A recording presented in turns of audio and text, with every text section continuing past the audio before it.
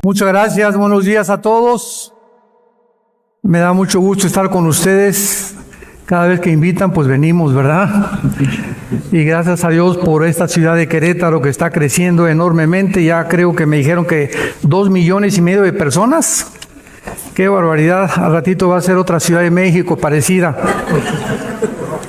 Pero esperemos, ¿verdad?, que podamos realmente entender, como lo escuchamos hace algunos momentos a través de este testimonio, nunca jamás en la historia el ser humano se había encontrado en el peligro en que se encuentra en el siglo XXI.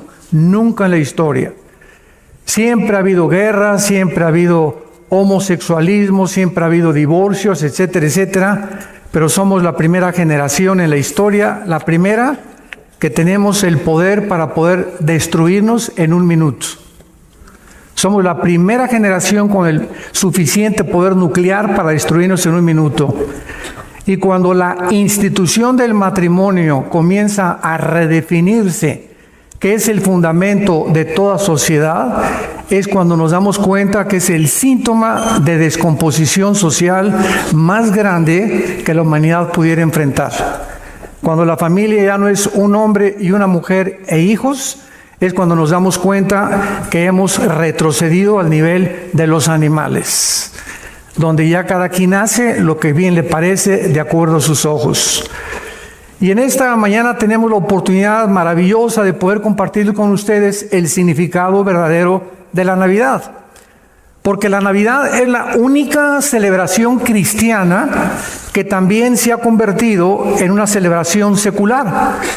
Porque tal vez la más grande de todas las festividades cristianas. Porque todas las naciones del mundo, aproximadamente las 200 naciones del mundo, casi 153 naciones se les dan vacaciones. Hasta los ateos tienen vacaciones.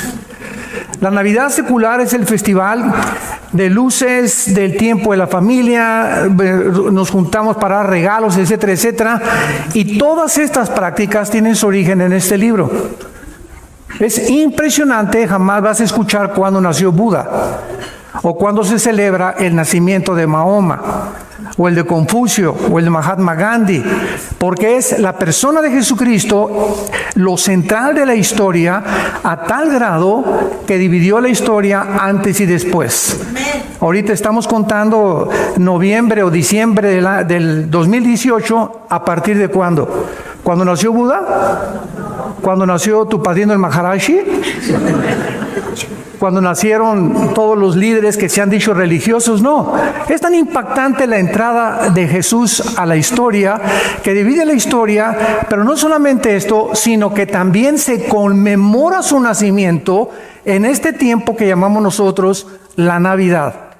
Y no solamente eso, sino que también es tan impactante la historia de Jesucristo que también celebramos su muerte y resurrección en la famosa Semana Santa. No hay ni ha existido ningún personaje en la historia que haya impactado tanto al mundo como la persona de Jesús. Y al mismo tiempo es el personaje más controvertido, más odiado, más burlado en las películas, en las telenovelas, etcétera, etcétera, al grado que todas las películas en Estados Unidos, cuando alguien está enojado en una cantina, siempre dicen Jesus. ¿No se han fijado? Nunca dicen Mahoma. Entonces es increíble como nosotros podemos ver, pero sin embargo el verdadero significado de la Navidad, muy pocas personas lo han comprendido, porque Jesús vino al mundo como la luz para nosotros y ser iluminados, porque la Biblia dice que somos seres humanos ciegos espiritualmente para poder encontrar nuestro camino. Dice la Biblia que somos como ovejas descarriadas, cada quien por su camino, unos con una religión, con una filosofía, con su verdad, etcétera, etcétera, y ya no hay en el mundo que vivimos verdades absolutas. Vivimos filosóficamente en un relativismo, donde cada quien tiene su verdad a su propia manera. Jesús vino y se hizo hombre inmortal en una cruz porque nosotros nos encontramos arruinados moralmente y no podemos ser perdonados de otra manera de acuerdo a la Biblia, más que a través de su muerte. Somos una raza humana caída. La Biblia dice, por cuanto todos pecamos y todos fuimos alejados de la gloria de Dios. Y la paga del pecado es la muerte, mas el regalo de Dios es vida eterna en Cristo Jesús. Y Jesús se entrega a sí mismo por todos nosotros para que aprendamos de la misma manera a descubrir el secreto de la felicidad. ¿Cuál es? Vivir para los demás. Una persona miserable, de acuerdo a la famosa monjita, la Madre Teresa, dijo, nunca he conocido a nadie más miserable que las personas que viven para sí mismas, para sus propios intereses, que usan a la gente como objetos nada más para poder satisfacer sus intereses o para hacer negocios, porque cada día se pierde más y más el amor de unos por otros. Nos estamos viendo como personas de negocios, como personas, si me conviene tu amistad, eres mi amigo, pero no soy un amigo verdaderamente de acuerdo a la Biblia. Quiero leer un pasaje que fue escrito 700 años antes de Jesucristo, que se llama Isaías. En este pasaje de Isaías, 700 años antes de que Cristo naciera, la Biblia ya había profetizado cuándo iban a ser, quién iban a ser, cómo sería el Mesías. Y estas profecías bíblicas, damas y caballeros, son incuestionables. Si tú vas al Museo del Holocausto en la ciudad de Jerusalén, ahí vas a encontrar en el centro del museo todo este libro de Isaías que fue encontrado en 1948-49 y se conocen como los rollos de Qumran o los rollos del Mar Muerto. Así que los originales en el hebreo de este libro, tal como lo tenemos, se encontraron en 1948. Cuando venimos a la Biblia no venimos a un libro de leyendas o mitos, o tal vez puede ser que sí, puede ser que no, o como la misma ciencia, que lo que es verdad hace 20 años ahora no es verdad. Venimos a un libro respaldado por la arqueología, por la historia, por la geografía, por la genética, por la antropología, por todas las disciplinas académicas que tú me puedas mencionar. Es un libro incomparable y al mismo tiempo es un libro también perseguido, burlado, como dicen cuando tengo debates con ateos, que son mi plato favorito, es que está lleno de leyendas y cómo usted cree que Adán y Eva, etcétera, etcétera. Yo siempre les contesto, ¿verdad? ¿Y cómo crees tú que venimos de Chita? Es increíble que la teoría de la evolución, que se ha aceptado, señores profesores de universidad, porque me dicen que han varios de ustedes en esta mañana, que se sigue enseñando a nuestros hijos que somos el resultado de una evolución natural o de una selección natural. La famosa teoría darwiniana.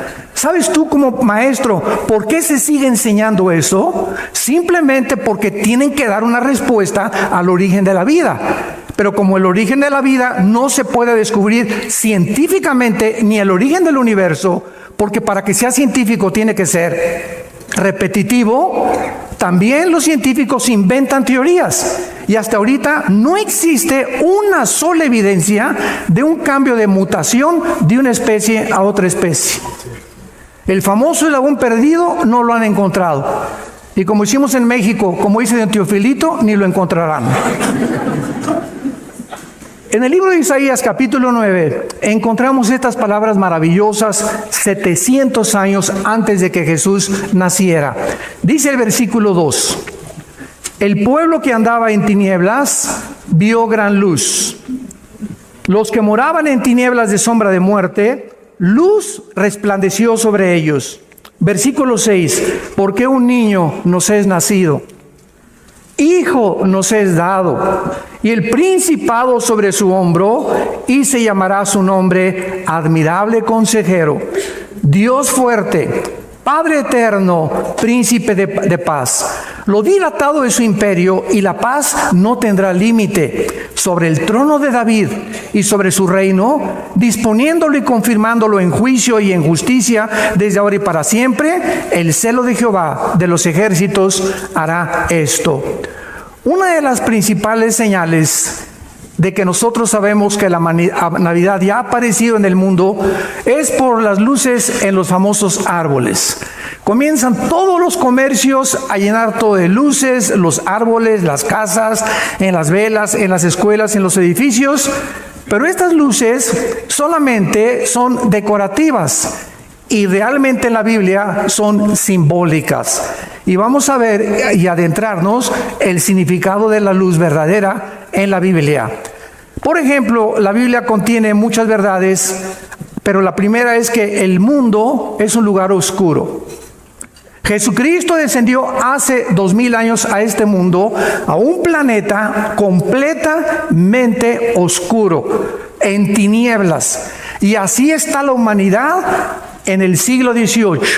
El siglo XX alcanzó la humanidad los descubrimientos científicos más grandes de toda la historia, los alcances tecnológicos más grandes de toda la historia, la fisión del átomo y la era nuclear bombardeando el uranio 235 para producir la fisión nuclear.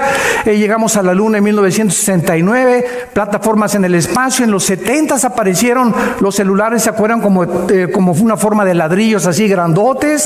Ya en los 75, 80 entramos a la época de las computadoras, el internet, y es impresionante la época en la que nosotros vivimos en el siglo pasado. Nunca en la historia el ser humano había progresado tanto en el área científica y tecnológica como en el siglo XX. Brincamos desde Adán, del burro al motor de gasolina, en más de 5.500 años. Lo que no se descubrió en casi 5.500 años, se descubrió en menos de 50 años en el siglo XX. Y todo esto, ¿saben ustedes qué fue lo que hizo con la humanidad? Nos ensoberbecimos. Nunca tampoco en la historia había habido tantos ateos como en el siglo XX.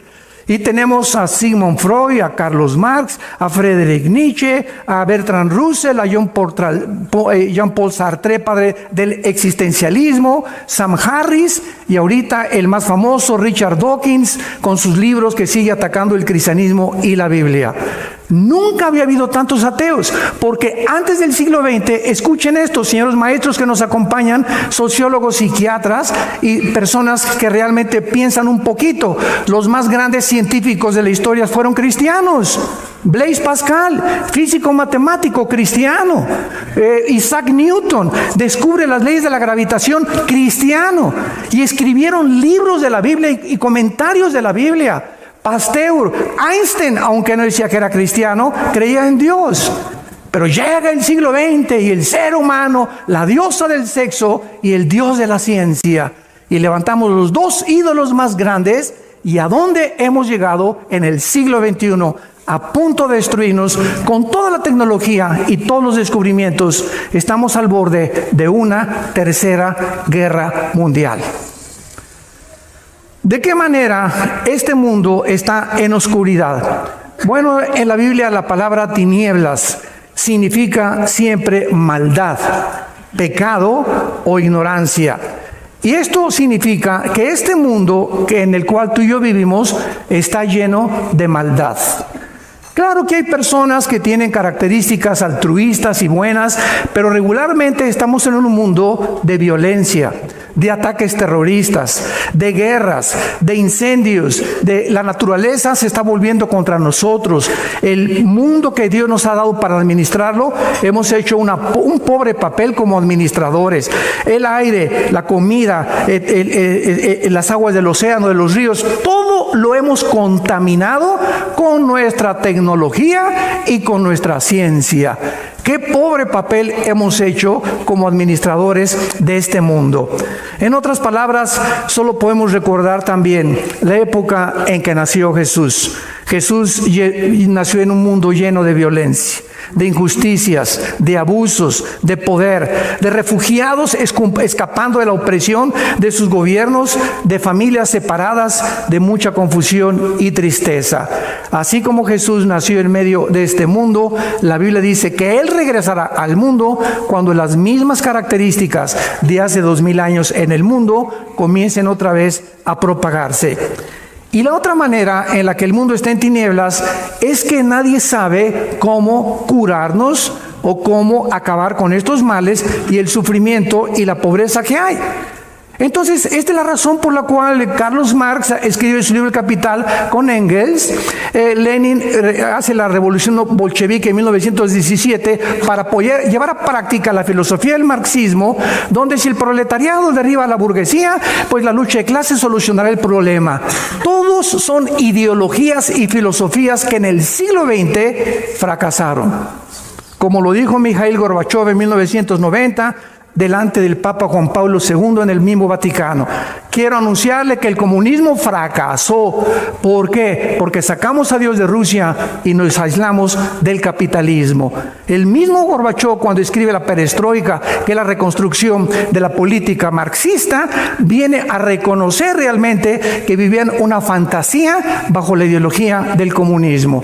Pero como el ser humano no tiene a dónde voltear, ¿y qué otro sistema de gobierno? Pues volvemos otra vez, como decía el dicho, no hay peor error que cometer los errores del pasado. Y si nosotros llegamos a cometer los errores del pasado, es porque no hemos aprendido del pasado. Y esa es la historia del ser humano. Nunca aprendemos de los errores del pasado, los volvemos a repetir. Y ahorita tenemos la ideología del comunismo resurgiendo otra vez, resucitando otra vez, porque la democracia está siendo sepultada. La democracia también cayó, ya no hay países democráticos donde el gobierno, realmente el pueblo gobierna, y estamos viendo un caos político y confuso en el mundo, lo mismo que en las religiones, la economía, la filosofía y la moral. Este es el mundo de oscuridad en que estamos viviendo, pero muchos de ustedes no se han dado cuenta porque les ha pasado lo que a las ranas. Si tú agarras una rana y la pones en una olla y le prendes la estufa, sexto llegando a tu casa hoy. Búscate una rana en tu jardín y métele en una estufa y préndele la lumbre. Y la rana, como tiene una sangre fría, ¿verdad? En lugar de que cuando comience a hervir el agua salte de la olla, ahí se queda y se muere hervida. Y te la cenas con patas de rana. Y mucha gente le ha pasado lo mismo. Nos estamos acostumbrando a la nueva moral. Y la inmoralidad crece y crece y crece en el mundo, y nos estamos aceptando que es normal. Y la Biblia dice que no es normal, que la paga del pecado es la muerte, que Dios es un Dios santo y que somos agentes morales responsables de nuestras acciones. Y que algún día tú y yo vamos a dar cuenta de lo que hicimos, pensamos o hablamos. No somos animales, no venimos de los animales, somos creados a la imagen y semejanza de Dios. Y por eso Dios envía a Jesucristo, a su Hijo, para traernos esa luz, para meternos otra vez al carril, como ovejas descarriadas que andábamos, y entender que vamos a dar cuentas de nuestros actos. Porque habiendo pasado por alto los tiempos de esta ignorancia, Dios ahora manda que se arrepientan de sus pecados. Por cuanto ha establecido un día en el que ha de juzgar al mundo con justicia por aquel varón a quien designó cuando Él lo levantó de los muertos. La resurrección de Cristo, damas y caballeros, es la evidencia más grande del cristianismo. El cristianismo no son dogmas, no son liturgias, no son ceremonias. El cristianismo está basado en un hecho histórico que Jesús volvió a vivir. Y esta resurrección de Jesucristo cambió a sus seguidores y se enfrentaron al imperio más grande de toda la historia, al imperio romano. Y enfrentaron al imperio romano, y el imperio romano no fue vencido por los hugos, ni por los hugonotes, ni tampoco por los bárbaros, ni por los godos. Fue vencido con el mensaje de que Jesucristo volvió a vivir. Al grado que el último emperador romano, Constantino, absorbe el cristianismo como la religión oficial del imperio.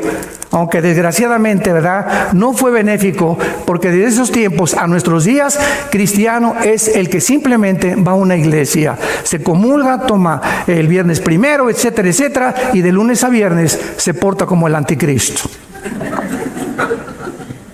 Desde hace siglos la humanidad vive en tinieblas y se ha sumergido precisamente por estar en estas tinieblas en el ocultismo. en la brujería, en la astrología, yéndonos a diferentes lados a cargarnos de energía. Vamos a las pirámides de Teotihuacán a cargarnos de energía, buscar a la bola de cristal, buscar a la persona que, si no eres Géminis y yo soy Virgo, no nos llevamos. Al grado de estupidez mental e intelectual hemos llegado de creer que los astros gobiernan nuestras vidas. Imaginen si nos llamamos seres racionales. ¡Qué increíble! Aquí mismo en Isaías, en el capítulo anterior, 8, versículo 19 y 20, venía lo que iba a anteceder no creer en el Hijo que iba a nacer. Y si os dijeren, Isaías 8, 19, pregunten a los encantadores y a los adivinos que susurran hablando, respondan, ¿no consultará el pueblo a su Dios? ¿Consultará a los muertos por los vivos? A la ley y al testimonio, si no dijeron conforme a esto, es porque no les ha amanecido. ¿Y cuál es el resultado? Cuando el mundo se sumerge en el ocultismo, en la brujería, en la astrología, por la oscuridad en la que se encuentra, dice el versículo 21, y pasarán por la tierra fatigados y hambrientos, y acontecerá que teniendo hambre se enojarán y maldecirán a sus gobiernos y a su Dios, levantando el rostro en alto, y mirarán la tierra. He aquí tribulación y tinieblas, oscuridad y angustia, y serán sumidos en las tinieblas. Este es el resultado de buscar fuera de Dios y fuera de Jesús la luz que solo Él nos vino a dar. Y esta es la razón por la cual el mundo a tu alrededor, tu familia alrededor, tus amigos alrededor se encuentran en las condiciones en las que se encuentran. Hace algunos años leí en el periódico New York Times que decía que el significado de la Navidad es que el amor triunfará, como decía John Lennon, la canción de los Beatles, Only Need Is Love. Todo lo que necesitamos es amor. Yo no sé cuántos se fumaron los Beatles para escribir esta fumada, ¿verdad? Porque el mundo no es solamente amor, vivimos un mundo de violencia. Vivimos un mundo donde se tiene que usar la fuerza para detener el mal. Por eso hay cárceles, por eso hay policías, por eso hay soldados. Si solamente el amor necesitáramos, no necesitaríamos policía, ni altos, ni motociclistas, ni soldados. ¿Por qué? Porque la humanidad, en cuanto no hay restricción, nos desbocamos. Somos como animales que necesitamos que alguien nos diga, por favor, no te pases el alto. No cruces esta línea porque estás infraccionando la ley. Entonces, cuando alguien dice, somos capaces nosotros de poder realmente traer el amor, en otras palabras, tenemos la luz suficiente para poder desechar las tinieblas del mundo, o podemos nosotros acabar con la pobreza, la injusticia, la violencia y la libertad. Todos nosotros somos testigos de todos los grandes dictadores de la historia, de todos los gobernantes, zares, césares de la historia que han enarbolado la misma verdad. Yo acabaré con la pobreza, voten por mí. Yo acabaré con las injusticias, yo prosperaré esto, y nos damos cuenta que hemos llegado a un mundo donde las mismas naciones están hundiéndose en el hoyo en que hicieron. El mensaje de la Navidad es lo contrario. Leímos, el pueblo que andaba en tinieblas vio gran luz, y luz resplandeció sobre ellos. Observa, no dice del mundo salió la luz, sino que sobre el mundo vino la luz. Y esta luz que vino al mundo se llama Jesús. Fuera de Jesús no hay luz. En Juan 8:12 Cristo lo dijo, yo soy la luz del mundo. Y cualquiera de ustedes que me sigue no permanecerá en tinieblas. No hay ninguna otra persona que tú puedas seguir, ningún líder religioso, por más grande que sea, como decimos en mi rancho, tu gallito giro. Por más que tú puedas decir, pues este hombre es el que más admiro, tú mencióname el que tú quieras y lo ponemos al lado de Jesús. Y tráeme el volumen de literatura que tú quieras, o el libro religioso que tú quieras, el Tripitaka de Buda, el de los persas, los Vedas de los persas, el Islam, el Corán del Islam, el libro que tú me quieras traer y lo ponemos junto a la Biblia. No existe ningún volumen de literatura, ningún personaje religioso que ni siquiera se atreva a compararse con la Biblia y con la persona de Jesucristo. La Biblia contiene los registros más antiguos de genética. Hasta 1860 Gregorio Mendel descubre las leyes de la herencia cuando comienza a hacer sus experimentos con chícharos. Pasa casi un siglo hasta que en 1954, el siglo pasado, el doctor Watson y Crick les dan el premio Nobel de Medicina por descubrir la hélice del ADN, del ácido desoxirribonucleico. Y termina el siglo XX con el proyecto del genoma humano, considerado por el presidente Clinton y el presidente de este proyecto, Rafael Collins, que es cristiano. Rafael Collins, el presidente del genoma humano, es cristiano. Rafael Collins, Rafa Collins, se le da el máximo galardón como el máximo descubrimiento de todo el siglo XX. La Biblia, desde el libro del Génesis, especificaba que cada semilla de uva diera uvas, que las de los naranjas dieran naranjas, que el chabacano diera chabacanos, que los changos se produjeran como changos, los perros no se iban a mezclar con los camellos, la jirafa no se iba a mezclar con el rinoceronte, ni tampoco el león con los chivos. Cada cosa tiene su ADN que impide la misma evolución. Señores que se dicen científicos. La biología, los aminoácidos impedirán la evolución, que son los ladrillos de la vida. Y la primera y la segunda ley de la termodinámica, señores físicos. Nada se crea ni se destruye y todo tiende al deterioro y a la descomposición. Impiden la evolución. Entonces vamos a hacer un lado la Biblia y tenemos la biología, la física y tenemos la ciencia y la genética, que son disciplinas académicas que niegan lo que se ha enseñado por 100 años, pero se sigue enseñando, como decía el ministro de los nazis, Joseph Goebbels, que fue el ministro de propaganda de Hitler. Cuando una verdad se enseña 100 años, cuando una mentira se enseña 100 años, se va a acabar aceptando como una verdad. Hace poco mi esposo y yo estuvimos en Londres, en el Museo de Historia Natural, con nuestros hijos, y todo el primer piso del Museo Natural de Londres, todo dedicado a Carlos Darwin, tu padrino.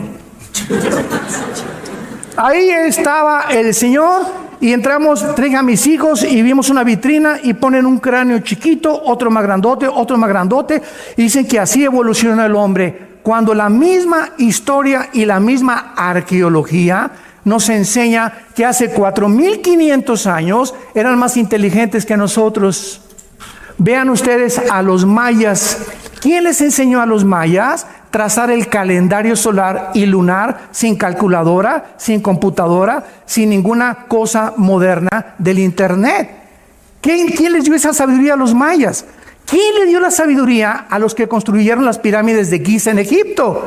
¿Cómo es posible que el sistema de impermeabilización de esas pirámides haya resistido más de 4,500, 5,000 años? Ni siquiera se ha descubierto ahora ningún sistema impermeable como ese.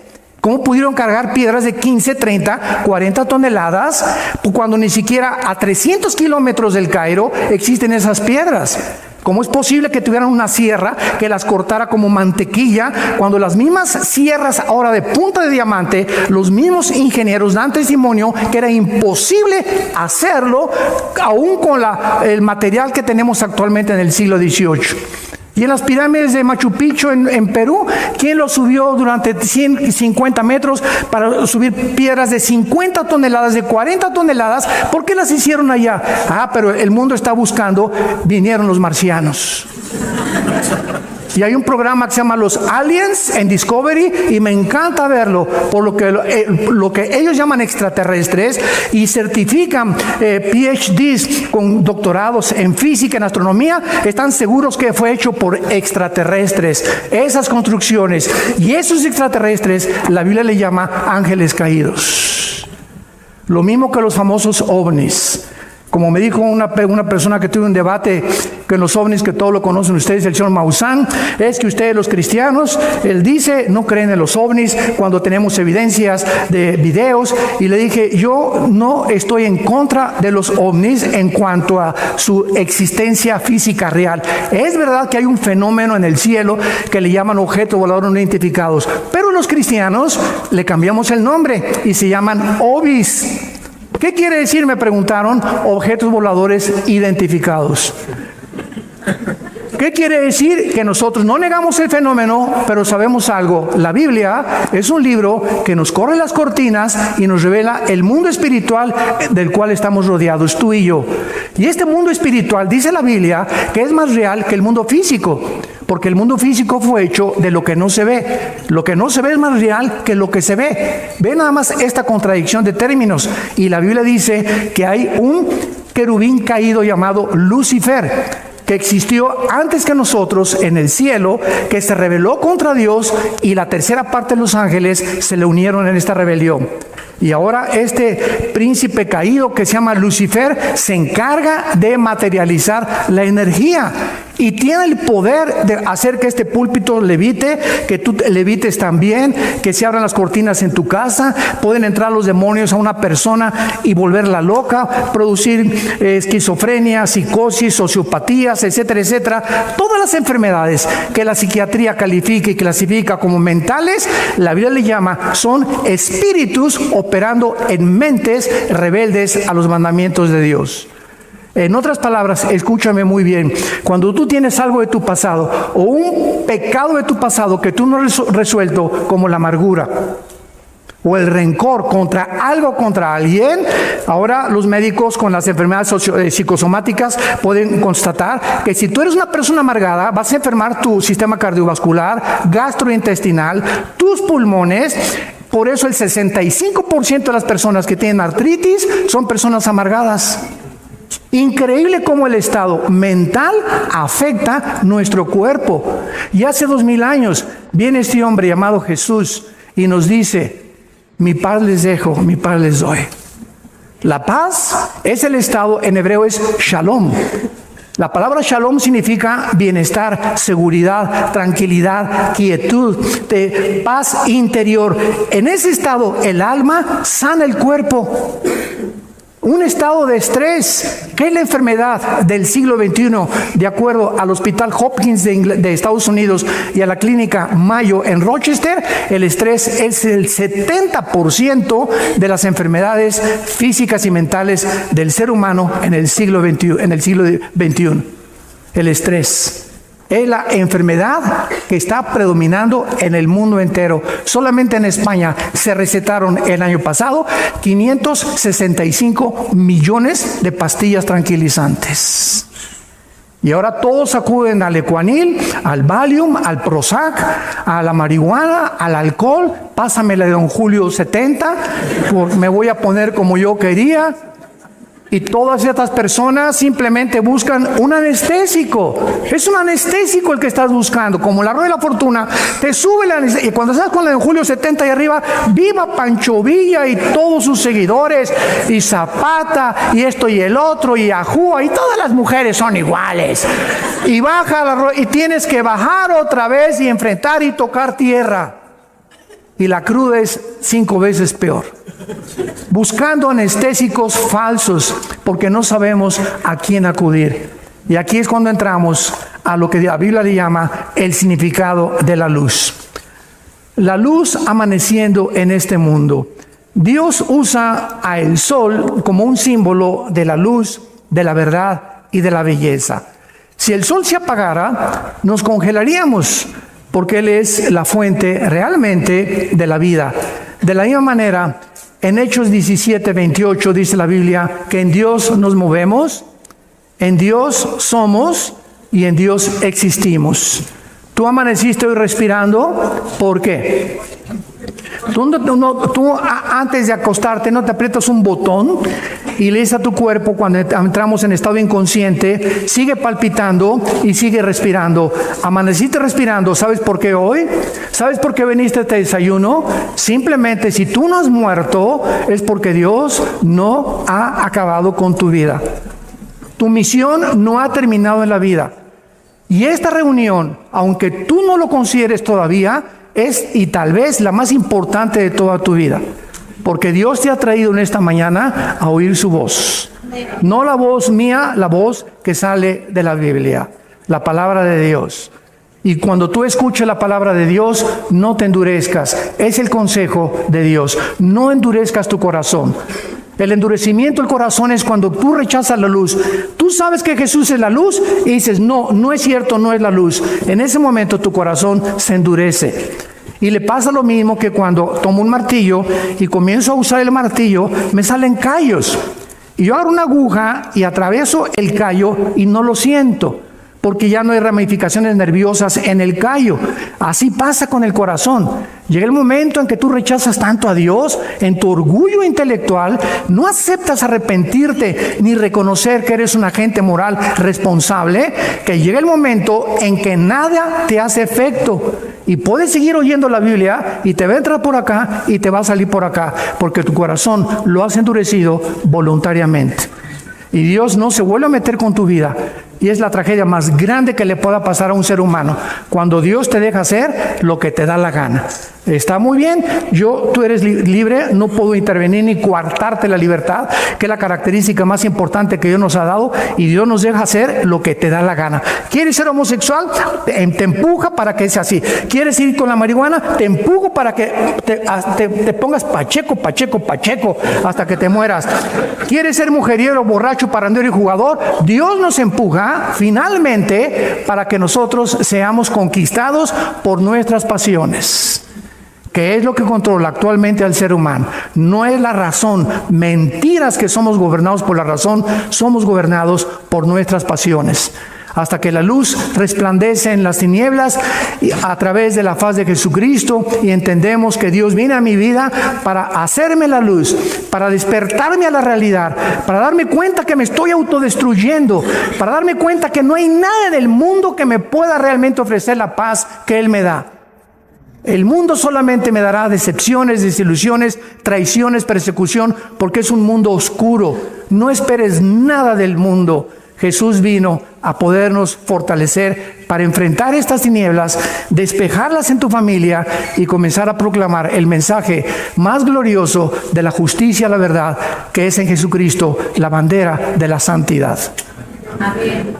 La luz también es reflejada por el sol, porque nos muestra seguramente en la noche que si yo manejo mi auto sin luces, me voy a estrellar. Porque es la luz la que me va a revelar realmente las cosas que realmente son. No es un venado, es una roca. Y si no tengo mi luz prendida, me voy a estrellar. De otra manera, es imposible manejar en la noche. De la misma manera, Dios es la fuente de toda la verdad y de toda la luz que existe. Dice el apóstol Juan en su primera carta, porque Dios es luz. Es el mensaje que hemos oído de Él. Dios es luz, ningunas tinieblas hay en Él. Si decimos que tenemos comunión con Él y andamos en tinieblas, mentimos y no practicamos la verdad. Es el mensaje de la Biblia. La luz solamente puede venir de arriba. No hay luz en este mundo. Todos los gurús, los maestros religiosos han tratado de iluminar y de enseñar y todos han dicho, esta es la verdad, este es el camino. Y llega Jesús y nos dice, yo soy la verdad. Este fue el versículo 14:6 que me puso de rodillas en mi vida hace 44 años. Cuando yo supe que este hombre me decía que él era la verdad, dije, no ha habido una persona que yo he estudiado, siempre me ha gustado leer, soy adicto todavía a la lectura, que haya dicho esta barbaridad.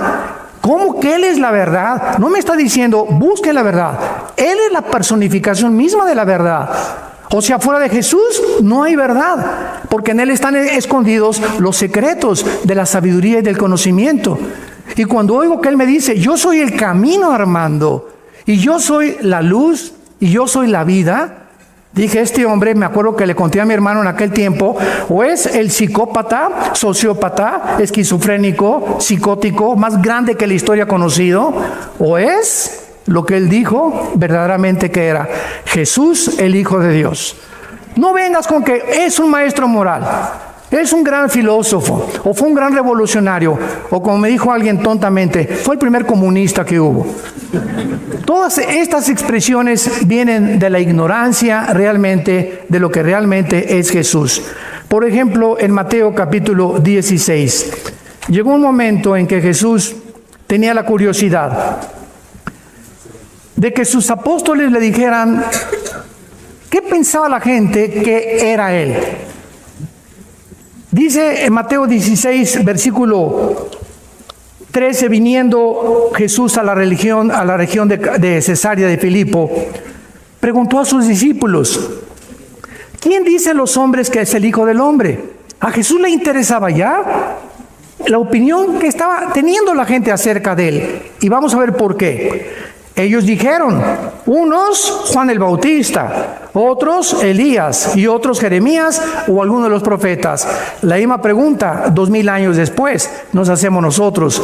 Pregúntale a tus amigos, ¿quién crees que fue Jesús? Y te van a contestar lo mismo. Un revolucionario, un maestro de moral, un gran altruista, un gran de los iluminados, o sea, uno de los tantos.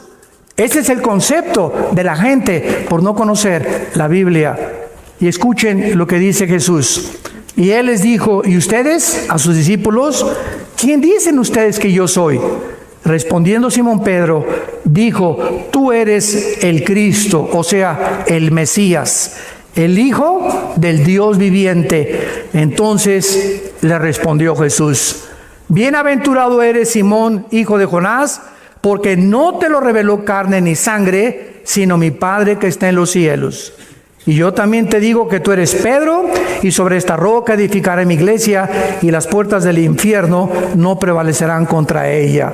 Cuando Pedro le dijo, tú no eres un revolucionario, tú no eres Elías, tú no eres simplemente un maestro moral, tú eres el Cristo, el Mesías, que desde el libro del Génesis se prometió que vendría al mundo a traernos la luz, a salvarnos de nosotros mismos.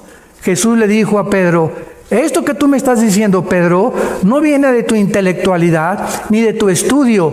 Fuiste iluminado por mi Padre para poder confesar que yo era el Cristo. No es hasta que tú te conviertes y hasta que tú aceptas a Cristo que vas a saber quién es Él. Mientras tanto, seguirá siendo para ti un hombre común y corriente. En una cruz sin ningún significado para ti. Y la Navidad, una fiesta secular común y corriente también.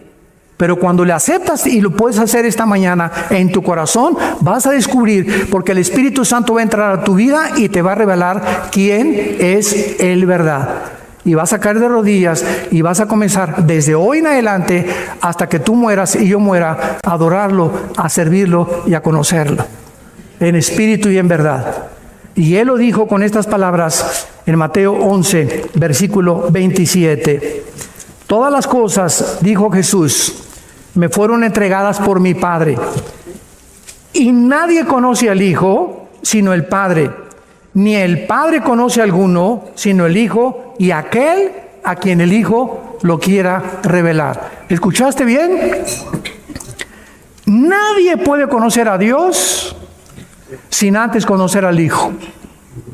Tú estás buscando a Dios, primero tienes que enfrentarte con el Hijo, porque es el Hijo Jesús el que bajó del cielo a revelar a su Padre. Entonces, una vez que tú invitas a Jesús a tu vida, Jesús te va a revelar y te va a abrir la mente para que comiences a conocer quién es Dios. Y cuando tú tengas a Jesús en tu corazón, ¿sabes qué es lo que va a suceder en tu vida? Que va a destapar zonas en nuestra mente el Espíritu Santo, porque los pensamientos de Dios no son nuestros pensamientos, ni los caminos de Dios como Él actúa no son nuestros caminos. Vas a comenzar a vivir en humildad, en humillación.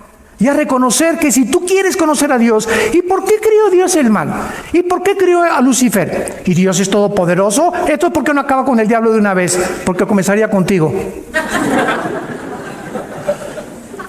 Tenemos 1000 dudas como seres humanos, por nuestra limitada intelectualidad. Necesitamos a Dios, al Espíritu Santo en nuestra vida para que Él nos abra ahora sí completamente el cerebro limitado que tenemos de caracoles, ¿verdad? De renacuajos, tratando de demandar, a ver, ¿y por qué hiciste esto y el otro? Como dicen los ateos. Los ateos son personas que le dicen a Dios, a ver, bájate si existes y siéntate aquí. Ahora yo voy a juzgarte. A ver, contéstame, ¿por qué hice esto, esto y esto y esto? Si Dios fuera verdad y se levantara, le diría, cerebro de conche de renacuajo. Tú tratando, niño de 3 años, de entender la fórmula de Einstein, E igual a mc al cuadrado.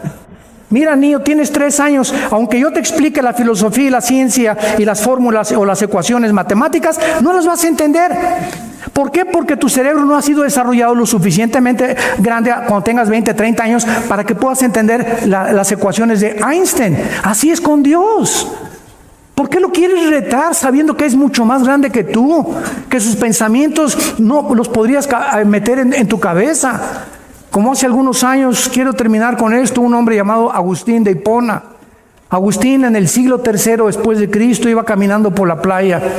Y Agustín iba pensando, ¿por qué el mal? ¿Por qué Dios permitió estas cosas? ¿Por qué hay guerras? ¿Por qué hay tsunamis? ¿Por qué hay niños que se mueren? Todas las preguntas son válidas.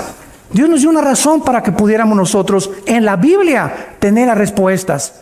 Y en eso Agustín vio a un niño que corría al mar y agarraba el agua en sus manos y le echaba en un hoyito. Y corría al mar y le echaba en un hoyito.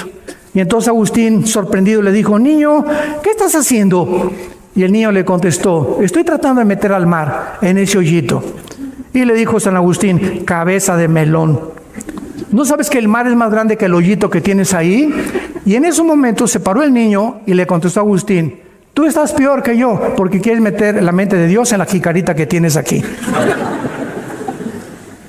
Cuando yo oí eso hace muchos años, leí, ¿verdad? Agustín, desde ese momento, Agustín supo que si quiere caminar con ese Dios omnipotente, creador del universo, que no somos el resultado de los animales, que tenemos un propósito para vivir y que vamos a ser juzgados después de la muerte, él supo que la única condición para caminar con Dios es la humildad. La humildad, que es lo contrario a la soberbia. Lo contrario al orgullo que tienen las personas que desafían, como Richard Dawkins, a Dios. Pobres personas con mentes tan limitadas tratando de creer que ellos hubieran hecho un mundo mucho mejor que el de Dios. Pero terminamos, ¿de qué manera viene esta luz a nuestra vida? Observamos en nuestro pasaje de Isaías 9, versículo 6, que nos da la respuesta. Un niño nos es nacido. Hijo nos es dado. Observamos que no solo dice porque un niño nos es nacido, sino que también dice hijo nos es dado. O sea, es un regalo de Dios. Esta luz que puede entrar a tu vida es un regalo que Dios nos da. Puede ser tuyo si tú estás dispuesto a recibirlo en esta mañana por gracia. ¿Y quién es este regalo? Dice Juan 3:16, porque de tal manera amó Dios al mundo, de tal manera, quiero que sepas, Dios te ama. Dios te ama. ¿Dónde puedo saber que Dios me ama? En una cruz. Él que no conoció pecado, por nosotros se hace pecado. Lo que tú merecías y yo merecía pagar, lo paga su Hijo en la cruz, para que por gracia Él pueda otorgarnos este regalo, que es el verdadero símbolo de la Navidad. ¿De dónde salió la costumbre y la tradición de regalarnos todos unos a otros? De la Biblia, de que el primer regalo fue el Hijo que Dios nos da gratis. Simplemente por la fe lo aceptas hoy en tu corazón. Cuando confiamos lo que Él hizo en la cruz, somos perdonados por la gracia. Dice Isaías 53:5, porque el herido fue por nuestras rebeliones, molido por nuestros pecados. El castigo que tú y yo merecíamos lo llevó Jesús en la cruz. Y por lo que Él padeció y la sangre que Él derramó en esa cruz, las coronas de espinas que le pusieron, los clavos en sus manos, Dios nos estaba diciendo, los amo, los quiero perdonar. Y esta es la forma en que yo les digo a ustedes que yo puedo realmente vivir por ustedes. La Navidad significa que todos nosotros estamos perdidos. incapaces de salvarnos a nosotros mismos. Y nadie más que la muerte de Jesucristo nos puede salvar. Dice el libro de Romanos, capítulo 5, versículo del 8 al 10, mas Dios muestra su amor para con nosotros, en que siendo aún pecadores, Cristo murió por nosotros. Porque si siendo enemigos fuimos reconciliados o hechos amigos con Dios por la muerte de su Hijo, mucho más estando reconciliados seremos salvos por su vida. Hace algún tiempo íbamos a la penitenciaría Santa Marta Catitla en la Ciudad de México. La Secretaría de la Defensa nos otorgó a Vida Nueva para el Mundo varios certificados del ministerio que todavía seguimos yendo. Yo ya no voy, pero iniciamos ese ministerio. Y recuerdo que predicando un día a los presos, cuando estaba el general Arturo Durazo, de jefe de la policía, él mandó un helicóptero, nos recogió a Alan, mi hijo y a mí, y nos llevó en el helicóptero y aterrizamos en el patio de Santa Marta Catitla y juntó a 1,836 presos. Porque en aquel tiempo el general Durazo le encantaba oír el evangelio.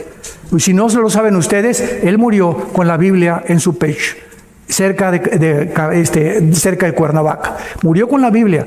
Después de que Dios le quitó todo, porque mientras él tuviera todo lo que tuviera, era imposible que viniera a Cristo, él murió con la Biblia en su corazón. Y tal vez lo veamos en el cielo. El general Durazo, ese mero. Y les voy a decir por qué.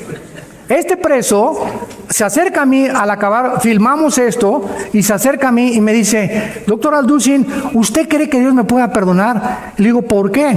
Era un muchacho de 28 años de edad. Y me dice, mire, yo estoy aquí en la cárcel por un solo asesinato. Yo soy un gatillero a sueldo de Veracruz, donde la vida no vale nada.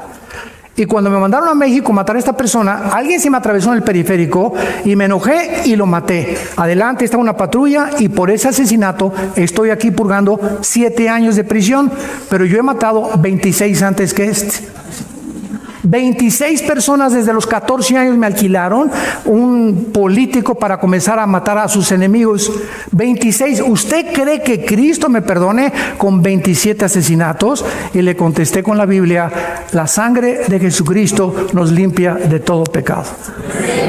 No importa lo que seas ni lo que hayas hecho, es la muerte de Jesús, el regalo que nadie merece, que Dios nos ofrece para que tú en esta mañana salgas por esa puerta con una conciencia limpia de pecado. Que Dios ha muerto por ti y Él ha querido perdonarte. Para aceptar este regalo de Navidad tienes que reconocer que eres pecador, que has ofendido la ley de Dios y que mereces la condenación. Si tú mueres, búrlate lo que tú quieras. Si tú mueres hoy en la noche, un problema cerebral, una embolia cerebral, un ataque al corazón, una bala perdida, un accidente en la carretera, tú te vas al infierno, pero derechito, sin barandas. ¿Por qué? Porque la Biblia dice que la paga del pecado es la muerte. Pero si tú mueres hoy en la noche o quieres vivir con la conciencia de que el momento en que la muerte nos sorprenda, porque todos tenemos que morir, puedes morir en paz sabiendo que alguien en esa cruz pagó por ti.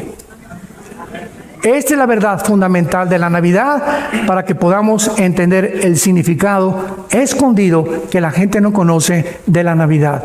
Les pido ahora a muchos de ustedes que inclinen su cabeza ahí desde su lugar. Y en este momento en el que Dios a través de la Biblia te ha hablado a tu corazón, no te endurezcas. Esta es la vida eterna que la tiene Jesús. El que tiene a Jesús tiene la vida. El que no tiene a Jesús, aunque tenga una religión, no tiene la vida eterna. Y Dios nos regaló a su Hijo para que pudiera alumbrar nuestras tinieblas, para mostrarnos que somos seres humanos autodestructivos, perdidos, desorientados, en un mundo